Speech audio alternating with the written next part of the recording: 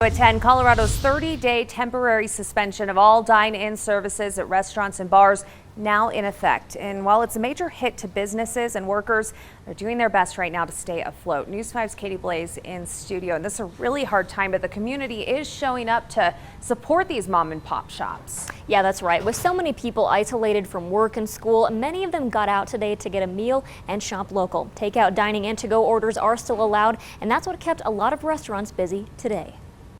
We had kept our fingers crossed and we had so many plans for today. On what's usually its busiest day of the year, Jack Quinn's Irish Pub and Restaurant is practically empty this St. Patrick's Day. Heartbreaking. For Meredith Klube to see the restaurant she's worked at for about 20 years look like this. But she says what's even more heartbreaking is the staff. Because we're not able to be open, we have no bar business, no dine-in business, we've had to cut back to pretty skeleton staff. A major hit, especially this week. Overtime was being expected. But during this time of uncertainty, Jack Quinn's trying to retain a sense of normalcy for customers. For people like Krista Harvey, going out to eat and going out to restaurants and stuff is a very communal thing.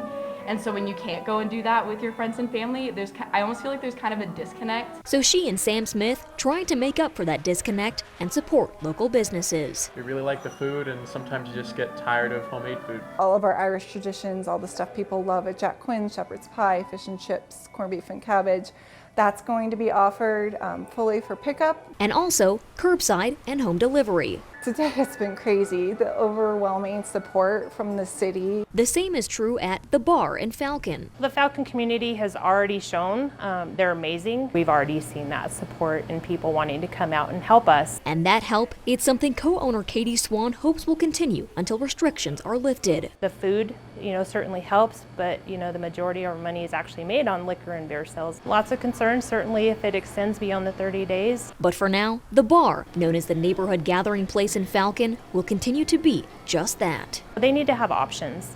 And, even if it is just coming out and, we get to see them for 2 seconds, while we pass off a tray of food, we'd like to, continue doing that and, provide at least some normalcy in our everyday living. And besides restaurants and bars being impacted, large places of gatherings such as gyms and casinos are shut down during this 30-day suspension. Always watching out for you, Southern Colorado. Katie Blaze, News 5.